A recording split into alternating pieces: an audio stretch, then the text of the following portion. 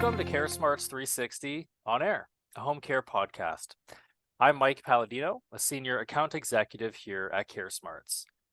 Strategic partnerships can be a game changer for home care businesses. By teaming up with complementary organizations, you expand your reach and resources while minimizing business risk. Imagine collaborating with a senior living facility to provide transitional home care, or even partnering with a physical therapy practice to offer in-home rehab services. These partnerships create a wider net for potential clients while also enhancing the range of care you can provide.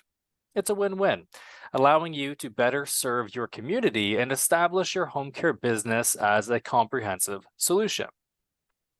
Today, we have Michael Ford, the VP of Corporate Business Development at Vital HomeCare.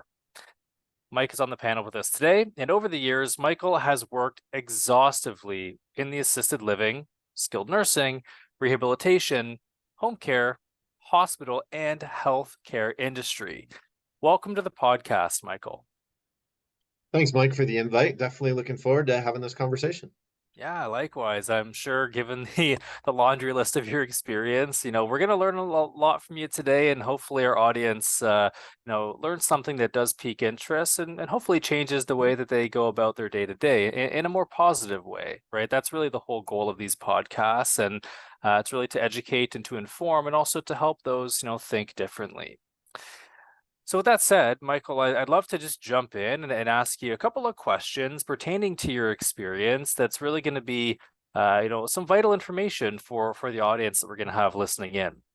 Mhm. Now, the first question is, how can home care providers identify potential partners who share their values and complement their services? So we got to remember the most important thing is that the client gets the care that they need. Okay. Right now, the company I work for is two faceted. We have an agency in New York, which is Community Home Healthcare, and then in North Carolina, we have Vital Home Care.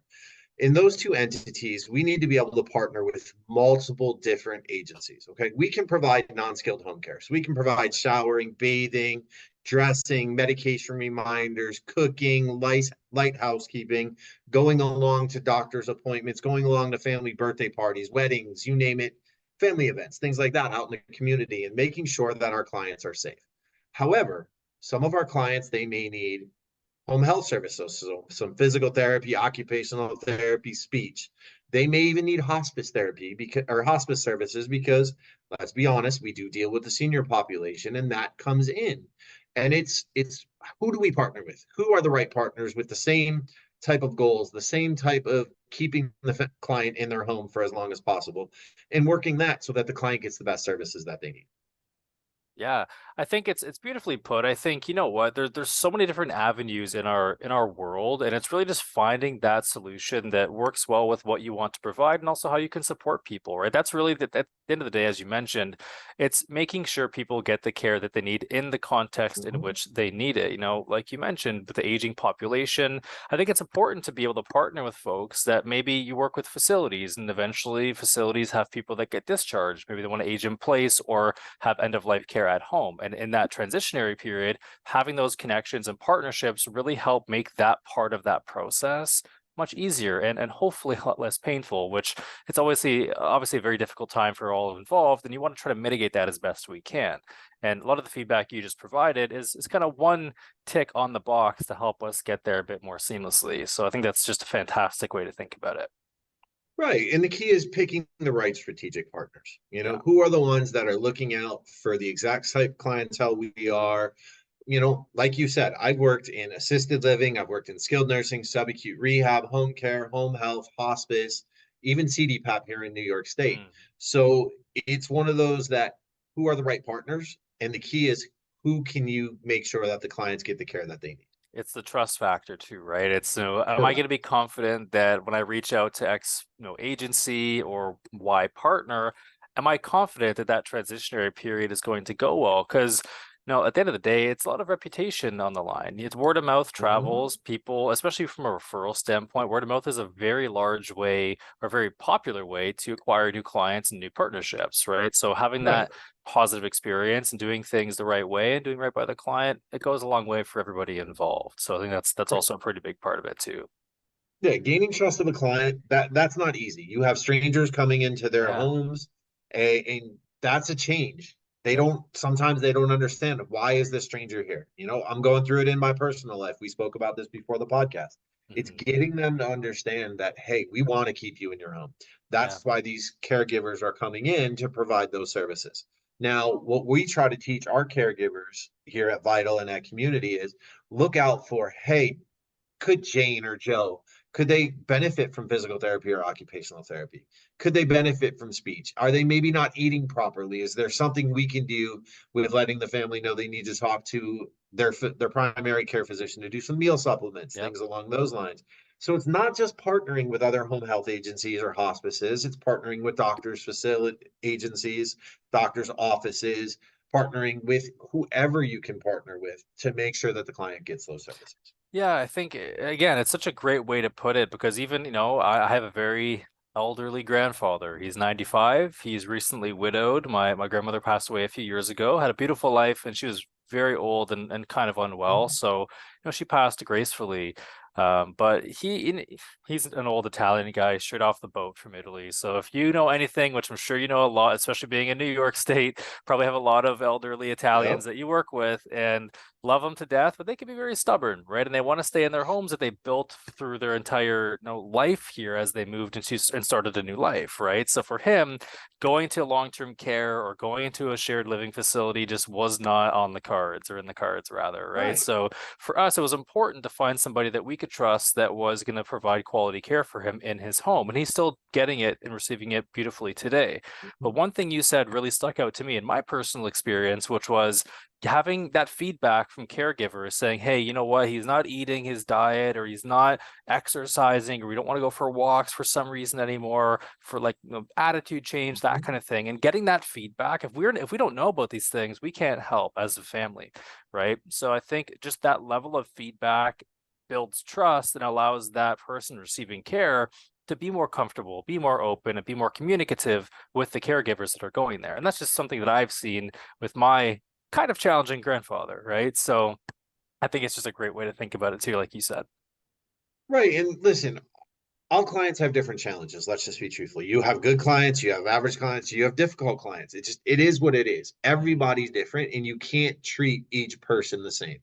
So it's what is best for that client. Is Yeah. it, hey, Jane or Joe, they need some physical therapy. So let's partner with an agency to do that.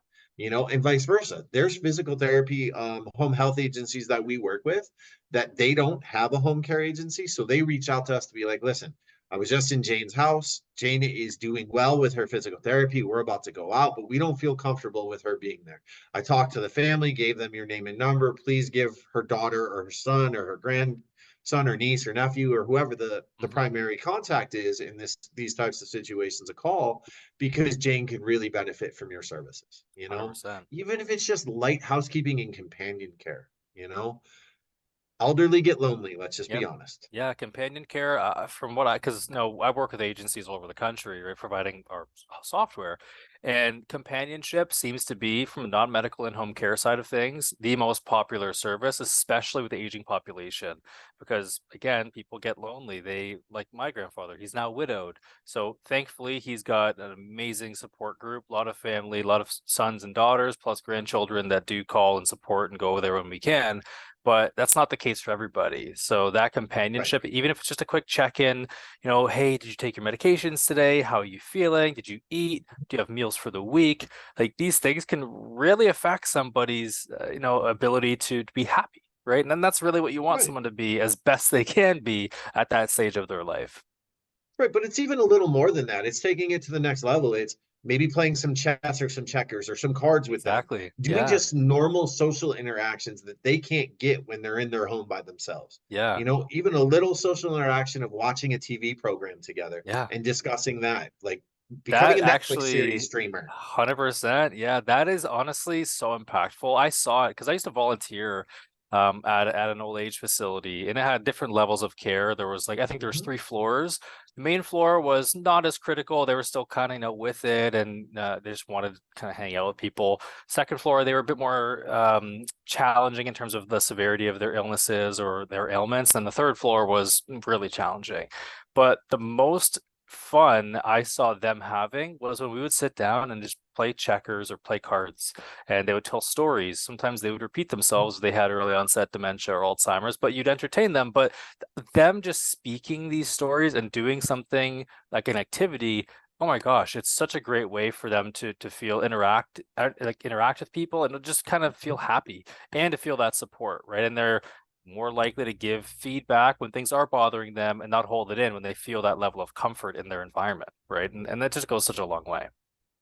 Exactly. And listen, the biggest thing, whether you're a salesperson, a caregiver, a director of patient services, you know, the coordinator who's out there staffing these cases is building that relationship. And how do you do that? You Yep. know, we've got some really good members of our team who go above and beyond to do that, whether it's one of the positions we mentioned or even just us in the upper level management on how do we work together to get that set up and get it going and Yeah. get that client to be able to stay in their home. Ideally, listen, I worked in the nursing home facility for years. I've worked at assisted living. Both of them provide the right amount of services for for people that need it. You know, there are people that can't benefit, can't stay at home. Home care isn't enough to do that. However, in the very near future, hospital at home, assisted living at home, it's coming. Yep. We all know it's coming. One of the best partnerships, with this being a podcast on partnerships, that I ever had is in Buffalo, New York. There's an independent living facility that literally partners with, well, in New York State, they call it a CHA, but we'll call it what everybody else around the country calls it, a home health agency. They Hmm. partner with a home care agency, and they are literally in their independent living facility, staffing it as if it's an assisted living and sometimes a rehabilitation facility. Wow. Meaning, if Jane or Joe need showering, bathing, and dressing assistance, you have 2 or 3 caregivers in there splitting the entire facility up, 120 beds, and getting the services they need Wow. right on property. What that does as an agency, when you can build a partnership like that, is it allows you to keep caregivers longer because they have a Yeah. set full-time shift. They Yeah. know they are going to be at blank independent living facility from 8 a.m. to 4 p.m. 4 or 5 days a week. Yep. They know they're getting their hours, they know where they need to be, and they know they have maybe 5 to 10 clients in that day they need to service. And some of it is 100%. just walking the clients down to the dining room so that they come down for breakfast, lunch, or dinner. Yep. You know what? And that's right in my backyard. I'm right near Buffalo, New York, actually. So it's cool that Where are that's a you at? reference point. I'm on the other side. I'm actually in Canada, in Okay. just in Niagara Falls, actually, right on the border. So I'm in Buffalo, Okay. Niagara Falls all the time. I go to, I have family in Rochester, which is where we're headquartered. So I go there quite Okay. often. Okay. Yeah. So definitely, I always like to be, I always hear that my accent as a Canadian is very Americanized because we're right on the border. I go there all the time. So people don't really know that I'm Canadian when I talk to them on podcasts or in sales calls. Well, that's kind of like me. You know, when you're 19 years old, you go up to Canada. You spend a Yeah, lot of time in Clifton Hill, not too far from where you live, that's so obviously. funny. I grew up there too. That's a You know, hilarious reference. Wow. you Clifton Hill was the place to go, Yep. and poutine, Canadian delicacy. That's all I can say. Can never get enough of the poutine. You know, they've elevated now. They have like smoked meat poutine. There's like all buffalo Yep. chicken poutines. Yeah, that's a podcast in and of itself. But Yes, it is. that's a cool sentiment that you're fairly close to me, and that was not planned, by the way. That just is No, it was not. happenstance. It just kind of happened, Yeah. You That's know. hilarious. Well, any case, that first question, obviously, it kind of sets the stage for the rest of this conversation, but I think those insights are super valuable. So hopefully those of you that are listening in definitely should be taking notes because I can definitely learn a thing or two from Mike here. Appreciate The, that. the second question I have for you today, Mike, is what type what types rather of organizations have you found to be the most successful partners for home care businesses? Well, I kind of just gave that answer from a home care Yeah. perspective is independent living facilities. Mhm. Those are from a growth perspective in the home care industry, those are the greatest opportunity for rapid growth. Yeah. Because if you can go get in a facility, whether it's 20, 30, 40, 200, 100, 200 beds, those are clients that are right there at your fingertips every day that you're able to staff. Now, there's also multiple other ways that you can also work with agencies, home health, that's one of the first places I tell our sales reps to go to. Home health agencies, they also have sales reps out in the community that are working with different independent livings, different assisted living, skilled nursing, subacute rehabs, hospital systems. They have clients that they're working with in their home that physical therapy, occupational therapy, speech therapy is not enough. So building those partnerships, building those relationships. And here's one that will probably surprise you the most: working with your competitors. You Wow. have to work with your competitors.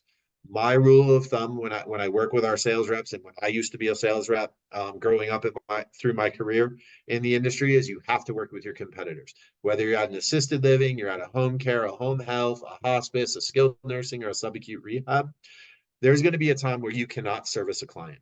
Yeah. We work in the industry where we need to be able to service clients.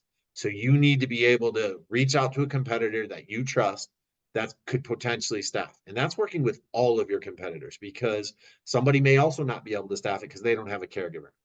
I've piecemealed clients before with other agencies, Wow. because let's say it's a 24/7 case. Okay. Those are the most difficult to staff, is to get somebody to Yeah. cover something 24 hours a day, 7 days a week, 365 days a year.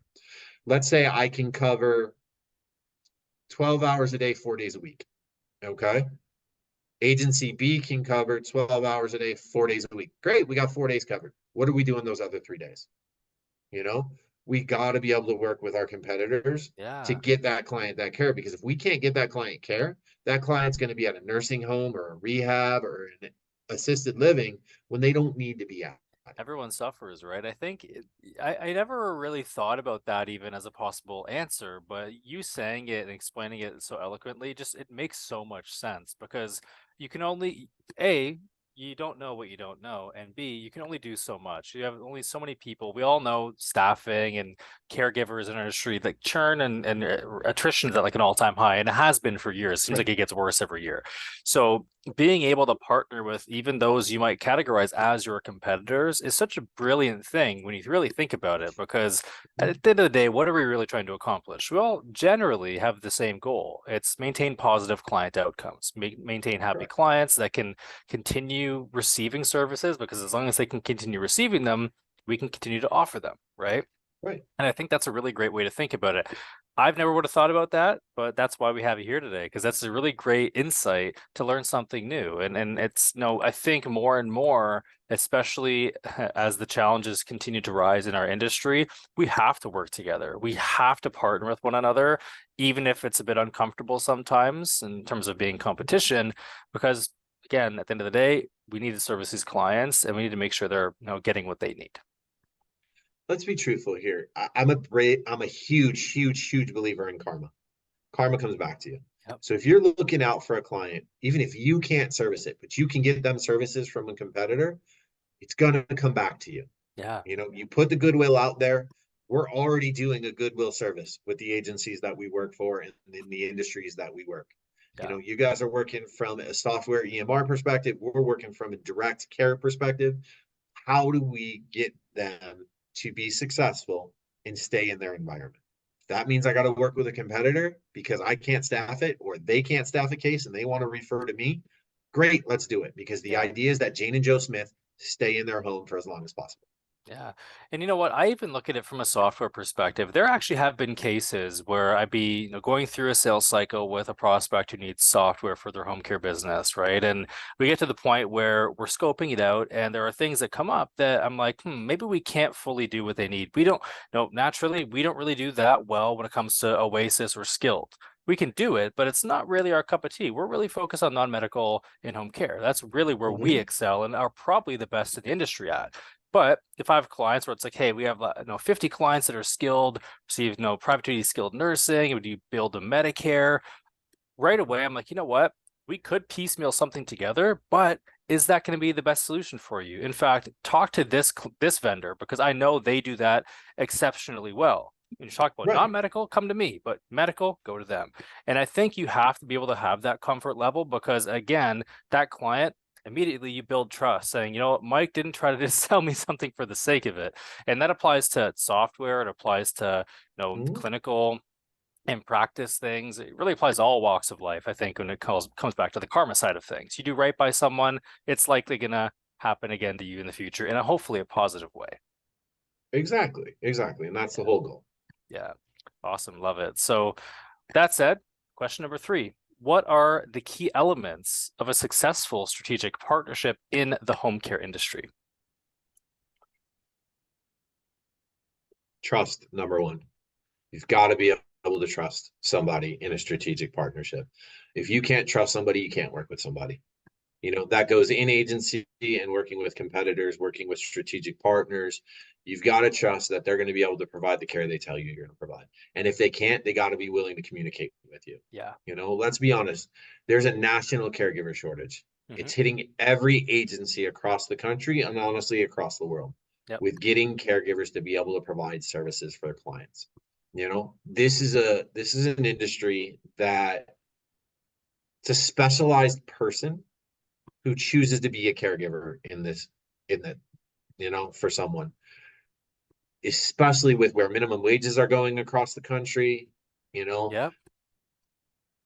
our caregivers don't make a lot of money, unfortunately. We would love to pay them more. Reimbursement rates kick up so we can pay our caregivers more. Yeah. That's a big you topic. know That's a burning platform right now in my mind, right? It's let's crazy. be honest. There are some things like the VA, phenomenal. There are, like, if you do private pay, great. You can definitely pay caregivers more if you get private pay. Yep. But Medicaid, no matter what state you're in, some are good, some are bad, some are average. Yeah. So it's working within the system that you have to work with to make things work. Yeah. The most important thing is I can call a home health agency and be like, hey, Jane needs physical therapy. And I love, honestly, when a home health agency says to me, I can help her, but I cannot help her until next week. Mhm. So you can literally go as the client that's referring it and go, hey, Jane, got a question for you. I have this agency that can help you with it, but they can't help you till next week. Will that be okay for you for physical therapy? Or do you need me to call another strategic partner that can come out sooner? Open, honest communication. You know, Yeah. that that is the most important. Trust and open and honest communication. Yeah. That's how you get a strategic partnership to work. And if you 100%. can't do something, I will tell you this. If I've said no to somebody and I explain why I can't do something, I actually get more referrals by doing that Yeah. than by just stringing somebody along. 100%. I've You seen that know? in my practice too, right? I've seen if you're honest and you kind of are able to let someone walk away or say like, "Hey, we're not the best fit," they're likely going to either come back to you when you're maybe a better fit, or they're going to be like, "You know what? My product or service didn't fit with that, but I know somebody who perfectly would use that software or whatever the service might be." And you said something and kind of in my mind when I asked you that question, I kind of knew what the top 3 responses were going to be. Trust, Mhm, honesty, and open communication. It's mhm. always, these 3 things are, I think, synonymous with a lot of different engagements I've had. I've done a lot of podcasts, and we always kind of circle back to the same 3 bullet points. And it's, can I trust somebody? Are they being honest with me? And how well do they communicate? Because this is from the top down, from the agency down perspective and from the client up perspective. If the client's able to Right. openly communicate what their challenges are, well, we can best provide service and care for them if we can really hear their challenges. If the agency level is honest with the families and with the clients and what's going on, no one's kind of fudging the numbers or fudging the tasks, right? These things go a long way. And to your point Exactly. earlier, everything, if it's untruthful, it always comes back around in some way, shape, or form. And I think that those things are definitely the key to any strategic partnership and any successful engagement you're honestly going to have in this industry and in most industries across the world, right? And that's something Exactly. we can control those 3 things, which is why I think it's so important. You can control your levels of trust and honesty with people and how well you communicate. Right. And I can give you an example of this. We had hired a sales rep for our agency down in Nashville, North Carolina. We were actually at a nursing home and rehab facility. And the social worker discharge planner asked this new sales rep, she had never worked in the industry before, what is your turnaround time on staffing a client? So here was my answer. It's going to sound like the biggest amount of BS, but it's a truthful answer. The earlier I can get a referral, the quicker my team can work on staffing this case, and the quicker I can let you know when and if I can staff the case. I will never give you an answer that I can staff a case when you give me a referral. I will only tell you I can staff it when I can actually staff it. We walked out. My sales rep goes to me, "You never answered the question." Oh, actually, I did. She goes, "But you didn't give a time frame." I go, "You can't give a time frame because every case is different. You 100%. don't know how Yeah. many hours it's going to be. You don't know the location of it. You don't know the difficulty of the case. Yep. So until it gets to the admissions team desk, to the coordinator's desk, you can't tell a social worker you can staff it or not. What you can say is, I can staff in this area. So if you have referrals in this area, the quicker I get them, I can try to staff them and make sure I have appropriate staff for it." Hmm. So she was like, "I still don't think you gave a good answer." 2 hours later, we were still driving around. The same social worker called with a referral for a 24/7 case. Yeah. I love that. And not to jump in, but the whole point of that story was honesty. And it's also, if you want an answer to something like that, you got to give me some information. You got to give me something to work with. And if you get that referral, then okay, I can understand the case and I can place it. And these Right. things you have to be, I mean, I'm in sales too, so I kind of have that, just like you, that same knowledge and the kind of same acumen when it comes to approaching a new conversation. You got to ask questions. You can't just say, you can't set expectations without knowing the whole story. And if you try to do that, you're setting yourself up to fail. And that's exactly what you accomplished in that scenario, which hopefully your sales rep learned a thing or two, because that was brilliant, by the way. She definitely did. She uses it now. And honestly, in that 24/7 case, we had 12 hours staffed in the first 12 by, so we got it at like 2, 3 o'clock in the afternoon. We had 12 hours staffed by the morning. We had Wow. 24 hours staffed 2 days later. Crazy. That's amazing. Right. And it worked. Hmm. The client got the care they needed. We earned that referral source's trust. Hmm. They've sent us more, and we just keep answering the questions that way. Yeah. To me, anyone, I can't say I've done this before, but I've learned in my industry. When I try to put a time frame on when I can have a caregiver out there, it always bites me. Yep. You know, it always comes that I put my size 14 shoe in my mouth. Sorry, awful analogy. I was trying to think of a different one, but my size 14 shoe in my mouth or foot in my mouth that says, "Oh boy, why did I let that come out? Because I don't know if I can guarantee it." Yeah. Yeah, it's tough. You And know, I think we've all been there. I've said things like that too, where you think you are saying something in a sense of it's what they want to hear, but it's not always that what they want to hear generally isn't always the best response. It's more like, how do I get them to the solution they're looking for? And it might not be obvious, might not be direct. Sometimes it's mostly indirect, actually, right? and it may not be us that's the solution. It may be a Yeah. competitor. It may be a higher level of care. It may be a strategic partnership that we've been talking about this entire podcast. How do Mhm. we get you to that point where you are safe in your home? Yeah. You got it. Beautifully said. And honestly, I think I've even learned something and how I can apply it to my day to day, which is even cooler. But yeah, I think that that's definitely the right outlook. And again, it boils down to just successful partnerships really stem from that trust, that honesty, and communication. Really, those three elements are the key success factors to building those long-term successful relationships. Agree 100%. Couldn't have said it any better. Yeah. And Awesome. like I look at it, even with you guys from an EMR standpoint, whether we use you, don't use you, whether our competitors use you, don't use you, what it is all about is knowing every EMR that's out there. Yeah, What works for one doesn't work for the other. You know what I absolutely. mean? So how do you make it work? It's no different than us as a home care agency. What works for Jane may not work for Joe. What works for Joe may work for James, but not for Jane. So Yeah. how do you work each individual case so that everybody gets what they need? Yeah.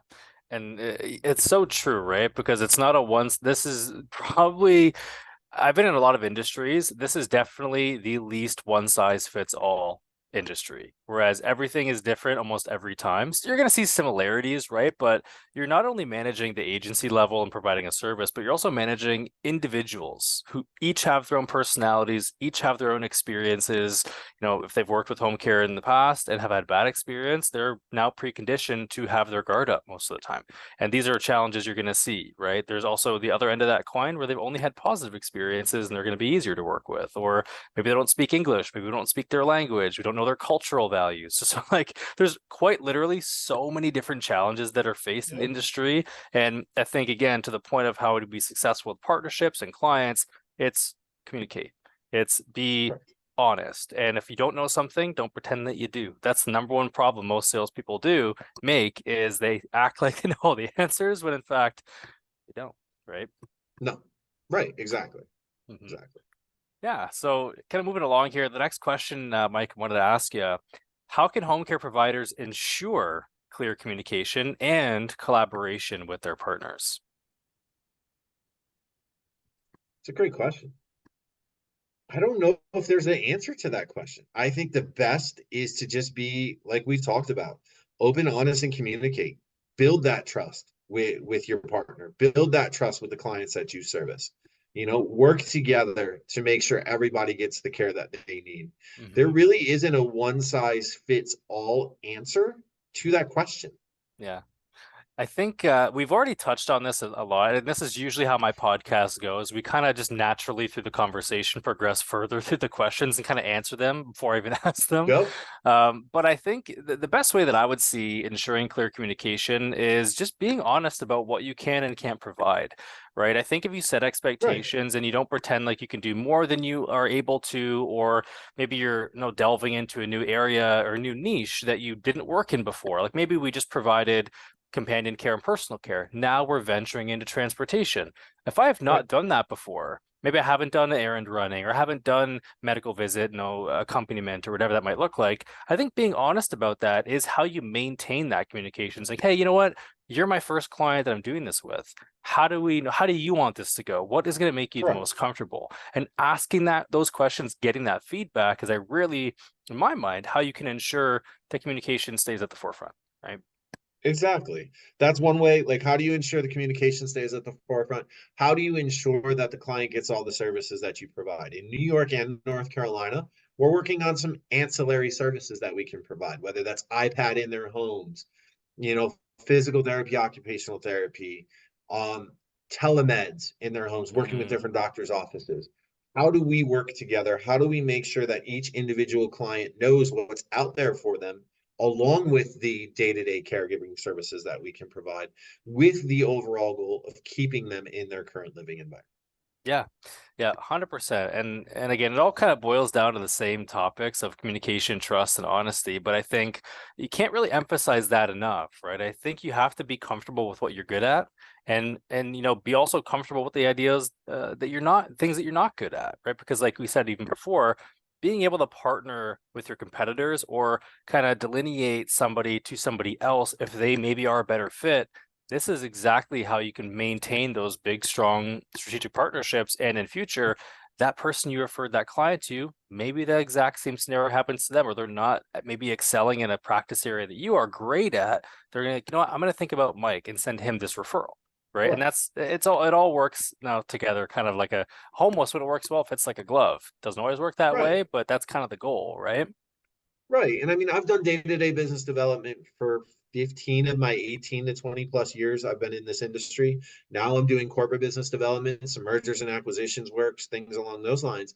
And we mentioned earlier, I go in, I talk to home care owners all the time. I don't think we mentioned on the podcast, I think this was pre-con podcast talk, where I need to know what every EMR does. Yep. I need to know because I'm a little different than how other mergers and acquisitions brokers work, where if somebody tells me no, I sit and try to learn about their company because it goes back to karma comes back to you. Oh, Hmm. your EMR, you're struggling with it? Well, reach out to CareSmarts. Reach out here. Go get a demo because what fits for what glove fits on the right hand doesn't always Yeah. fit on the left. So what fits for Perfect. one agency doesn't fit for the other, and Yeah. go find the right one. And I will tell you what has happened with that from a strategic partner standpoint. And for me, looking at it from a mergers and acquisition standpoint, is I've had them either call me months or years later saying, "Hey, I'm ready to sell," or I've had them go, "Hey, my friend is ready to sell. I'm sending him your way." Yeah. So it's how do you do that? What do you do differently? How do you stand out? Yeah. I love that. That's something that I always try to do is, how do you stand out? How do you think differently? And the way that I've always positioned this, it's actually my tagline on my LinkedIn page. I made it up when I was just starting my career 12 years ago, and it's been there ever since. I was trying to be cool and creative and whatever. But I'm like, how do you think different, or how do you, maintain a certain standard for your clients? And you don't settle for the status quo. You think differently. You try to Yep. go, you said You think differently. You try to just be, strategic in a way that they haven't seen before. You let them know, like you said, you research them. You let them know that you actually Yeah. care about what is important to them. Look at their mission, look at their values. Do you align with them? If you don't align with what they believe in, then maybe they're not a good ideal target customer, right? Not a target customer. It's not a strategic partnership person. Exactly. It's thinking outside of the box. We live in an industry that if you try to live inside of a box or you live on a black and white line, it's not going to go well for you. No. We work in an industry where those lines get blurred, where you may be in gray, purple, pink, green, blue, Yep. whatever. You might have to work outside of that box, outside of your comfort zone. That's what this industry is about. Is 100%. working outside of that comfort zone and figuring out the best way to make someone happy so that they can live a productive life. Yep. Couldn't have said it better myself. And that truly is the goal of why we do this. And I speak to so many people, and it's pretty cool to hear the stories of what motivates people to be involved in our industry. 9 times out of 10, if not every single time, people have a motivation to get involved in our home care space, right? My mother, for example, was an RN for 30 years. I saw the challenges that she faced because she worked in specifically in home care and healthcare hospice as a Okay. case manager and doing clinical assessments, home visits, that kind of thing. And when she got involved with it, everything was paper based and manual. So for me, my motivation was, hey, you know what? I saw how time consuming, how stressful, and how difficult it was for her in her career. Well, if there's a software that can help others in a similar position make it easier, that's what my motivation was. Even speaking to my partner, she is now an RN. She's actually a flight nurse, doing like air ambulance, critical care one-on-one, flies on like a jet Okay. all over the world. Really, really cool stuff. But before that, she was in long-term care. And again, I got to see all the challenges that she faced with staffing, with working outside of scope a lot of the time because of staffing shortages. Honestly, that's just not a great thing, but it happens, right? And I feel like that was, again, part of my motivation to be involved in this space because of all the challenges. I talk to agency owners all the time, whereas, you know what, my mother or father received home care. It was a terrible experience. And I said, you know what, I don't want others to go through that. I'm starting my own business, starting my own agency. And that's Right. such a common story that I hear about what motivates people to get involved in our space. Could be, I saw a loved one go through a really challenging time. Maybe I don't start an agency, but I'm going to go to my local politician. I'm going to go to these conferences and become a speaker and an advocate for what needs to Right. change, right? And I think that it's a pretty cool something we all have in common. I think in our space is there's something that has Yeah. motivated us to get involved and make a difference, really. Right. And speaking of, we talk about strategic partnerships. The Association for Home Care and Hospice of North Carolina and South Carolina is doing an advocacy day 2 weeks from tomorrow in Raleigh, North Carolina. You've got partners, strategic partners, you've got competitors, you've got everybody there coming together to work together for the main focus of working on reimbursement rates when it comes to Medicaid in the state of North Carolina. Yeah, yeah.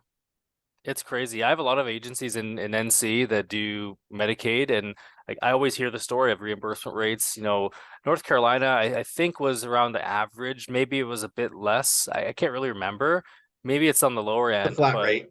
It's a flat yeah, rate. It's $23.84. yeah.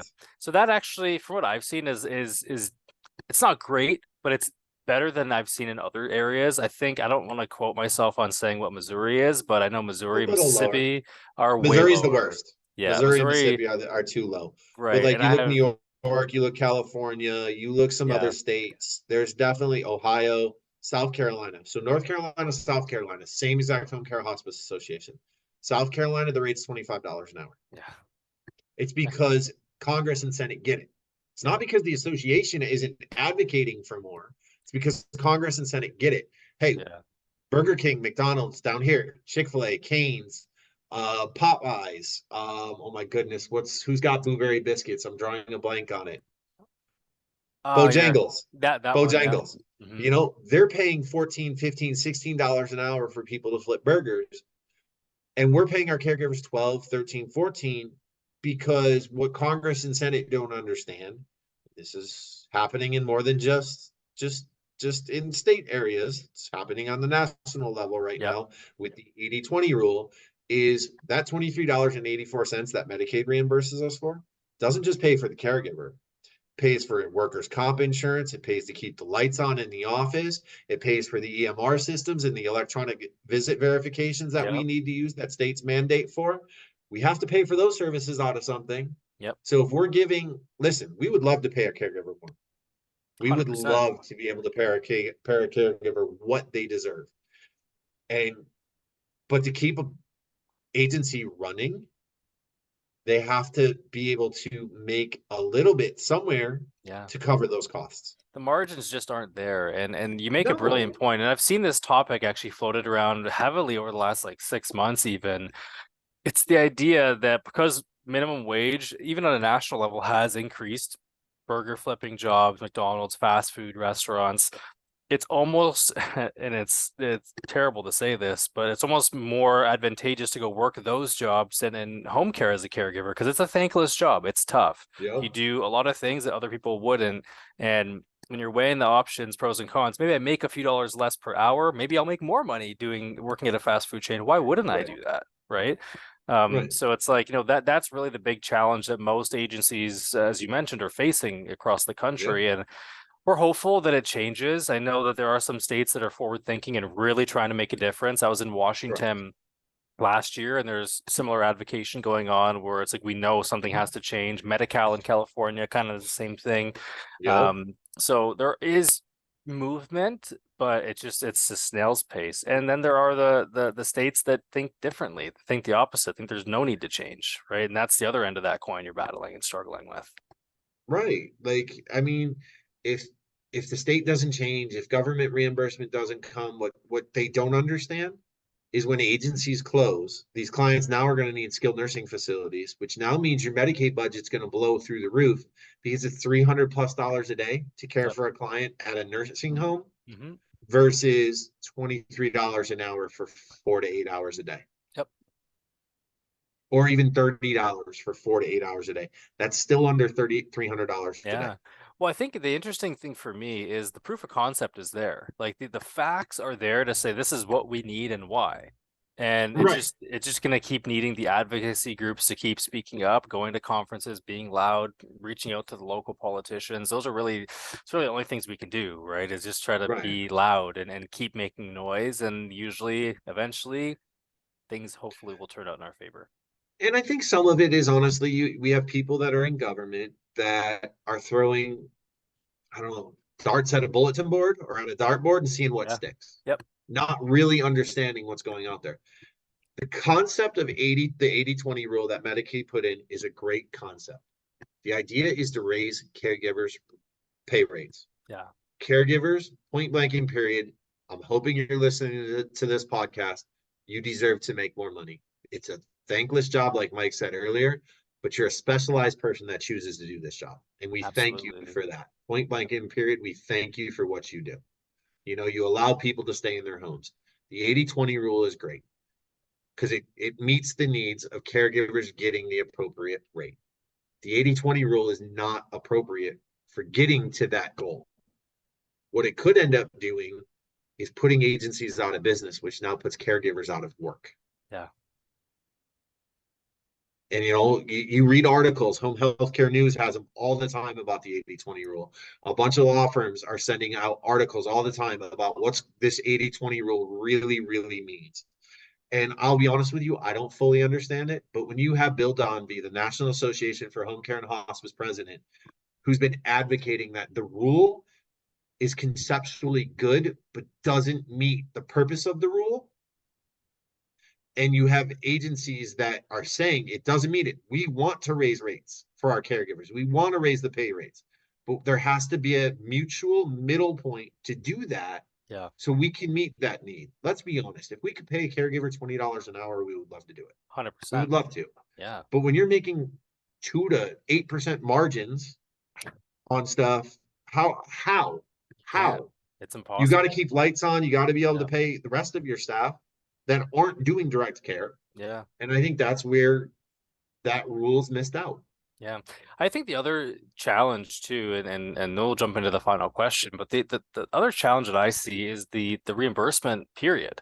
Sometimes there's a delay in payment. And if it's an agency that's strictly Medicaid and they're not paid in a month, or there was an issue with their claims, and Yep. again, this is why we need EMRs and need systems in place that track your compliances like CareSmarts and others.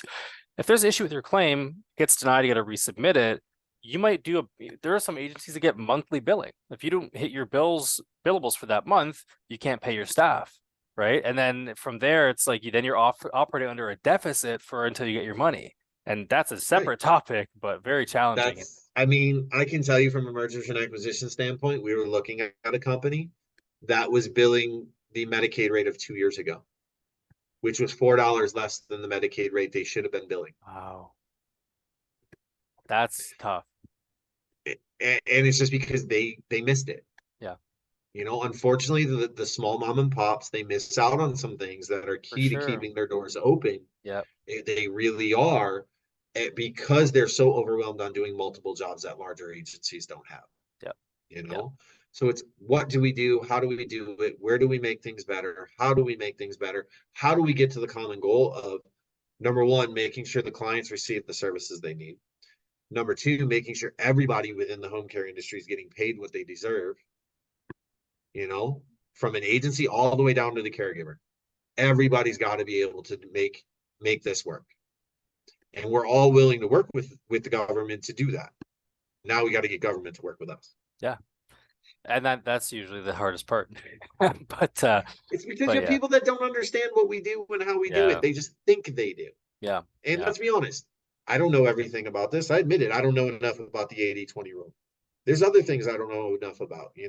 Like Hmm. it's trying to figure it all out. It is, and there's a lot. There's a lot to it. There's a lot of moving parts, and the other challenge is things change almost every day. So what was no proper and normal today is maybe different tomorrow and the next day, right? And Correct. that's the other challenge we always have to navigate is the cogwheel of things changing as the gear spins. But yeah, Exactly. the last question, Mike, I wanted to ask you. It's a pretty simple one, and it really revolves around the strategies. Rather, what strategies can be used to measure the success of these strategic partnerships? Hmm. I mean, really, it's oh, that's a tough question, to be honest with you. What strategies can be used to manage success? It's tracking. Honestly, you got to track. You got to keep track of what's going on. You got to keep track of, okay, I'm working with agency A, B, C, and D. I'm sending them this many referrals. They've sent me this many. Is this working? Are we passing back and forth between home health agencies appropriate amount so that we can be successful? Or is it a one-sided arrangement in that strategic partnership?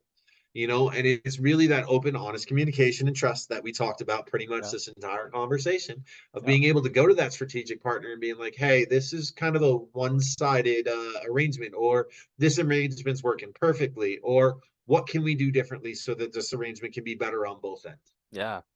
Yeah, I think you You you never know how a strategic partnership works. You 100%. I just think you don't. nailed it too, right? Like it's the facts. No, what is the partnership look like on paper? How many referrals do we give? How many do we get from select agents? So it's just data tracking, having good, Yep.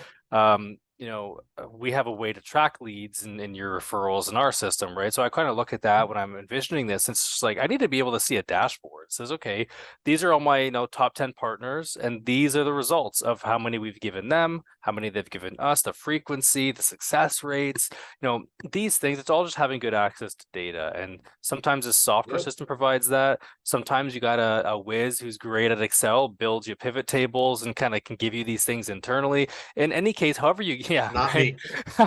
Not me. However you get that information, it's just it's using it effectively. And I think, there's probably a million and one ways you can define how do you measure success? What does success look like to you? But I think at the core, it's just taking the information, tracking it. How many partners do we have that we actively work with? Which ones give us Mhm. referrals, right? And building upon those ones, and not to be like selfish or whatever, but if we're working with a partner that's giving us stuff, we're giving them stuff, we're probably going to keep fostering that one further.